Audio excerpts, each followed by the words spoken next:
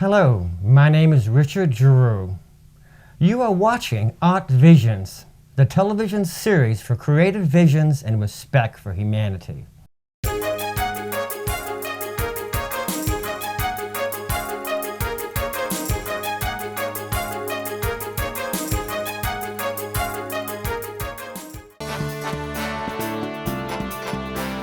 Hello, my name is Bill Legg, and for 19 years it's been my pleasure and honor to be the Executive Director of this wonderful facility, the State of Alabama Sports Hall of Fame. What a great tradition of sports we have in Alabama. This is a magnificent structure. We have 3 floors, full atrium with a skylight.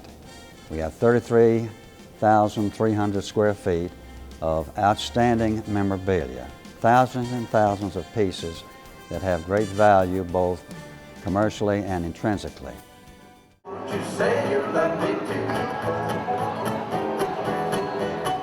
I have never seen so much pride in my life.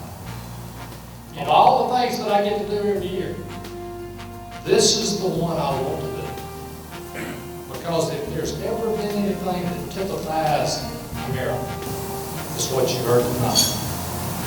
And ladies and gentlemen that are being inducted tonight, thank you for being the representatives that you are.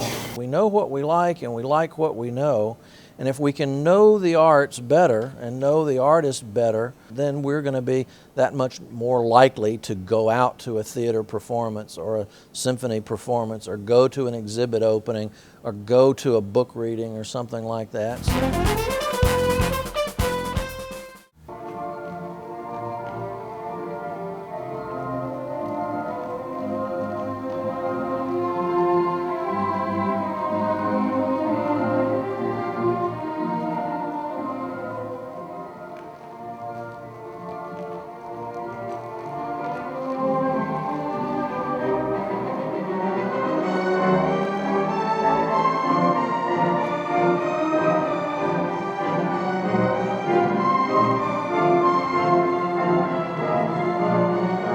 Copyright law was intended to give artists and authors some rights over the creation of derivative works, in other words, expressions of the same ideas in different mediums, but still incorporating their individual ways of expressing their ideas.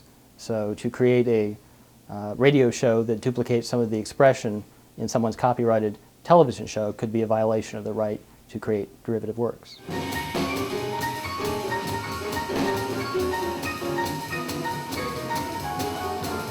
So, as bad as things may look today, there is, not just in the United States, but in all democracies, a history of politics getting personal, and it's something that I hope students can be persuaded to overcome. You have these shows that are just screen fests, where they truly are simply for fans. They're not, they don't provide any useful information.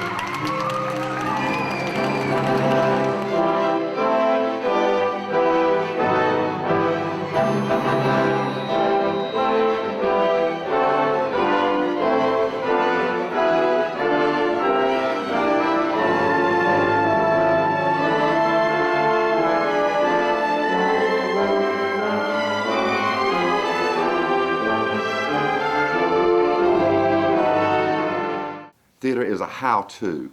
The subject matter of that form is life itself. And so there's virtually nothing that goes on within humanity that might not find its way onto the stage.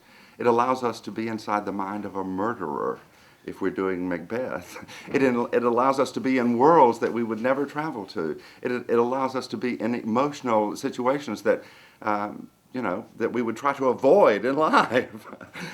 but it enriches us by virtue of that. It's a vicarious experience whereby we get to imaginatively walk in someone else's shoes, and that's a very good thing. Which one has I now see? Let me see the first 500 feet go.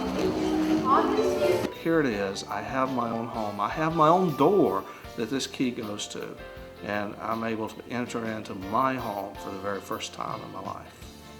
We have many families that have reported to us how happy they are now that they're in a safe, secure environment, which has enabled them to do more things in life. They've gone back to school to receive a higher education.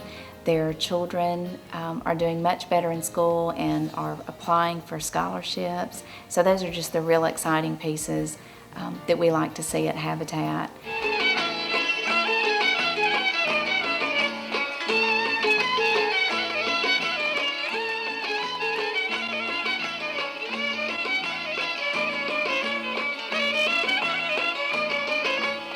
Great to have everybody out here tonight at the Night of Champions. It's been a fabulous evening of celebrating Olympic and Paralympic training as well as a lot of Greek culture. And this year we've trained over 1,000 athletes who are preparing for Athens and Beijing. So it's been a real exciting time, and as you can hear, we're celebrating Olympic ceremonies and Greek community here tonight. Courtesy of the United States Historical Research Agency at Maxwell Air Force Base, we have several photographs on the Tuskegee Airmen. As you can see, the online training and the online training at the Moton Field in the early 40s. You can also see Smithsonian is one particular outstanding color photograph is a PT-15 Mustang flying in World War II. Red tail, characteristic of the Tuskegee Airmen. The 332nd Fighter Group, all 4 squadrons had the red tail. They were called the Red Tails.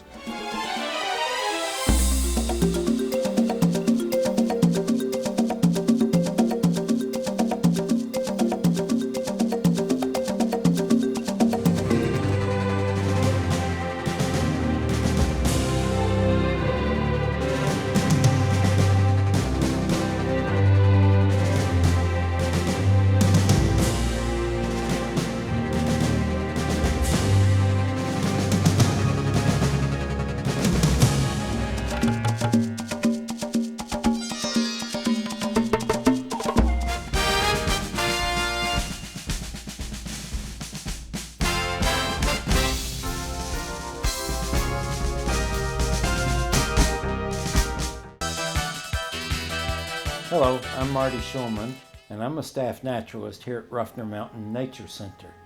We're a 1,000-acre nature preserve here in the heart of Birmingham, where we harbor native plants and animals, and we provide all kinds of recreational opportunities for hiking out in the native upland southern hardwood pine forest.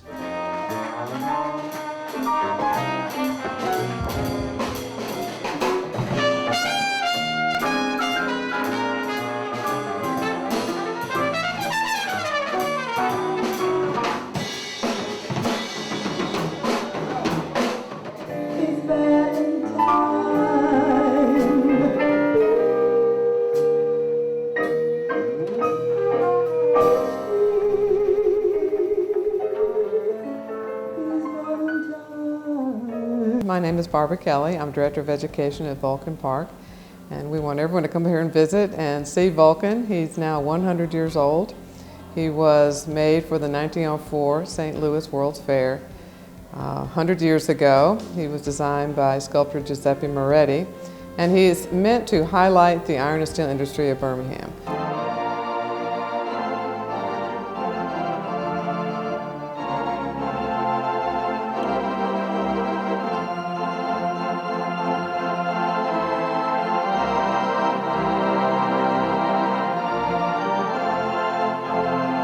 The real story of Sloss Furnaces is the story of entrepreneurship, of rebuilding the South after the Civil War, and the creation of new ways of life based on an industrial rather than agrarian economy.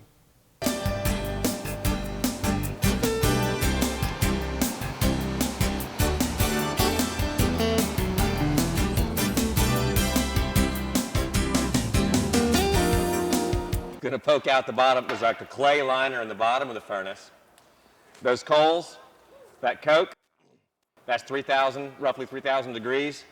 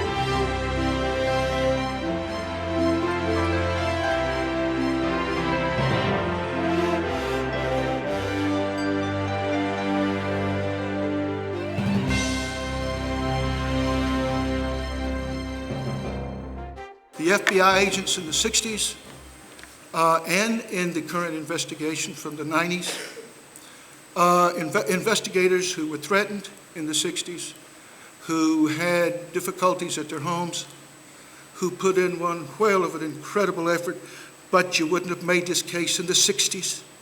It wouldn't have happened.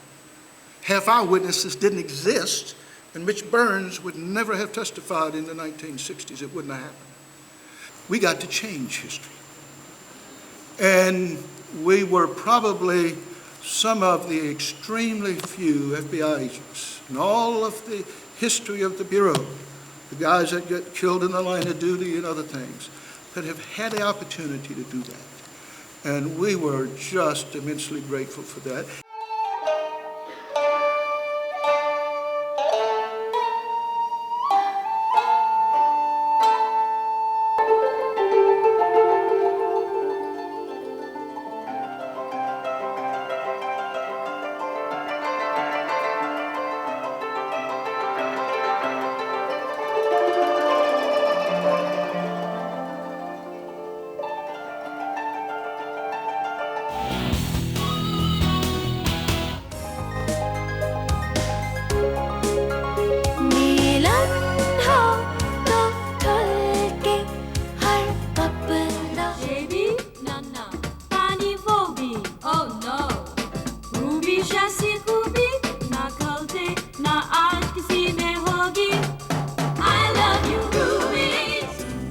Do you want to go to college?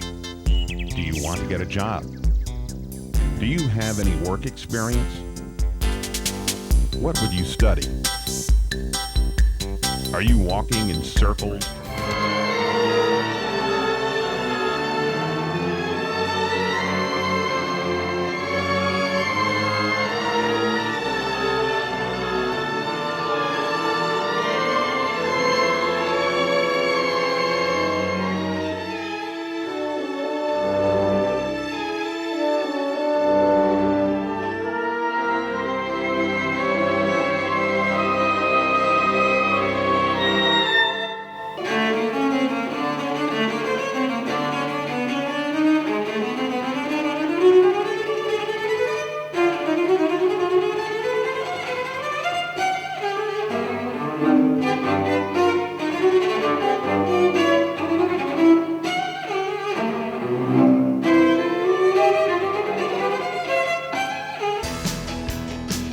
You know, when you look at Red Cross volunteers, you have to wonder, where do they all come from?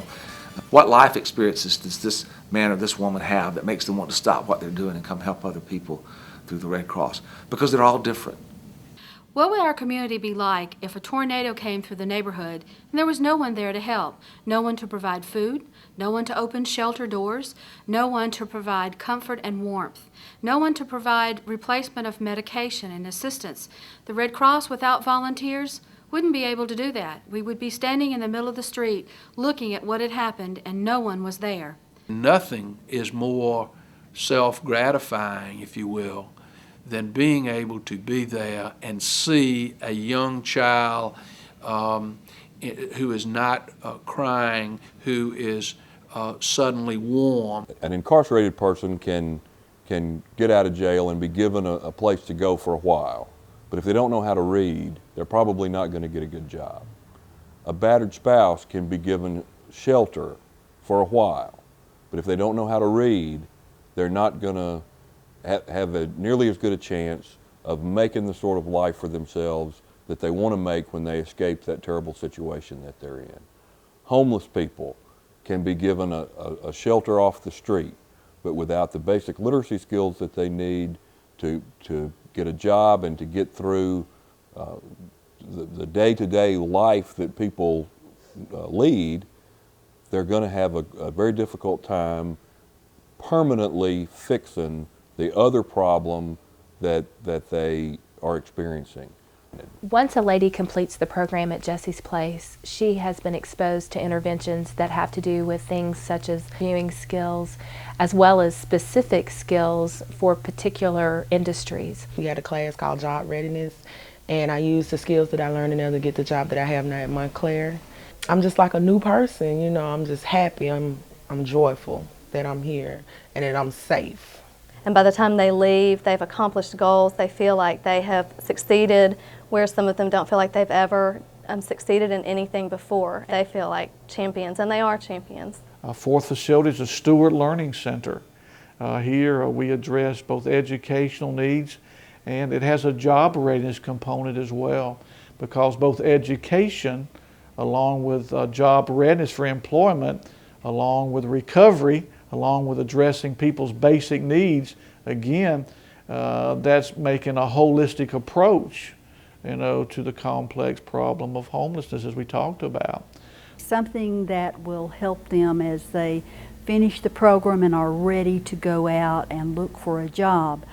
I also try to get involved in preparing them for job search, resume preparation, job interview skills, anything that can give them a heads up on finding what they need, turn you back into someone you can be proud of, give you self-esteem, self-respect. And I see it happening every day. Music makes you realize that we just one part of a microcosm of this world. Music makes you realize that there's one other being besides yourself. So songs always bring you back to reality. And I hope and pray someone online, we all realize that gospel music is the answer.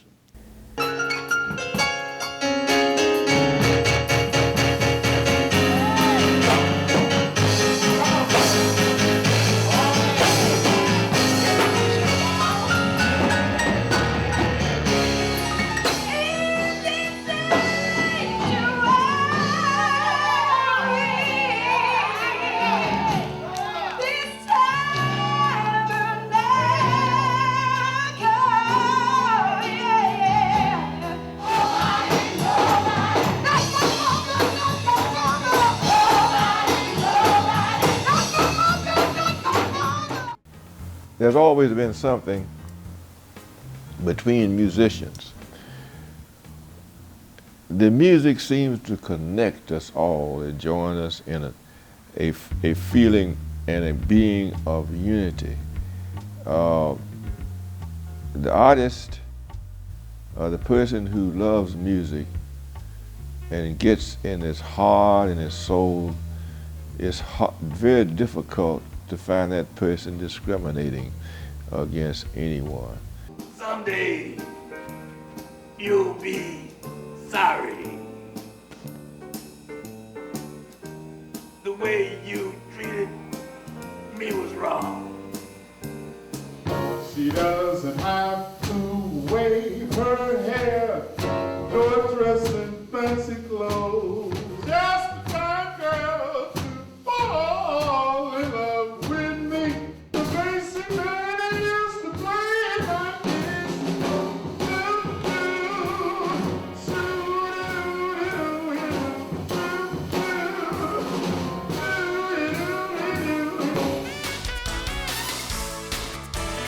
We were involved in the 1950s, in the late 1950s, seeking to desegregate the public facilities here in Birmingham. At that time, King was involved in Montgomery and the Montgomery bus boycott. I'll never forget what Fred Shuttlesworth said. He said they killed the old hen, referring to the NAACP, but before she died, she had some biddies, and the Alabama Christian Movement was one of the biddies. So,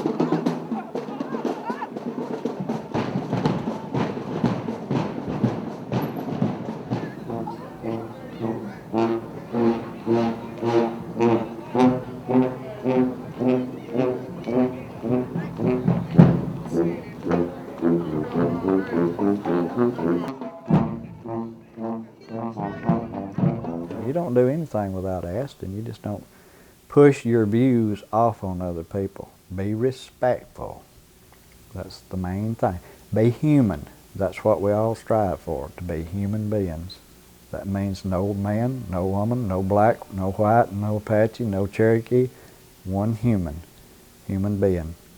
And when you reach that level of respect, then you've sort of leveled out. That's where you want to be.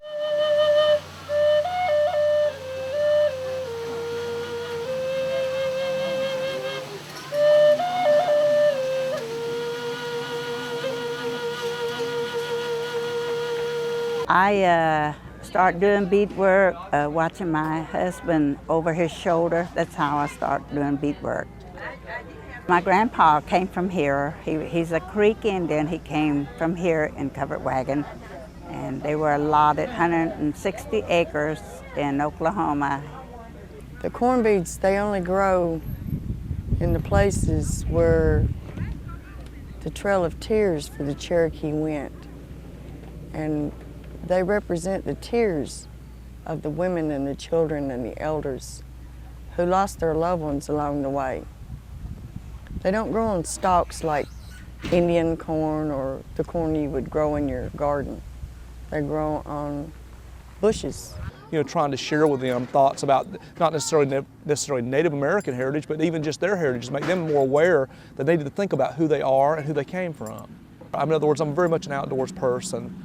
And to me, doing that is a spiritual experience unto itself. In other words, just the act of getting up in the morning and watching the sun rise and being in the woods and watching it come alive around me. I mean, I have a lot of respect in that regard. But as surely as the sun rises and sets all over the world, he will see to it that the time will come. You are just trapped in the mess of mass media brainwashing. It was not just about civil rights, it was about jobs. It was about economic justice, not just social justice.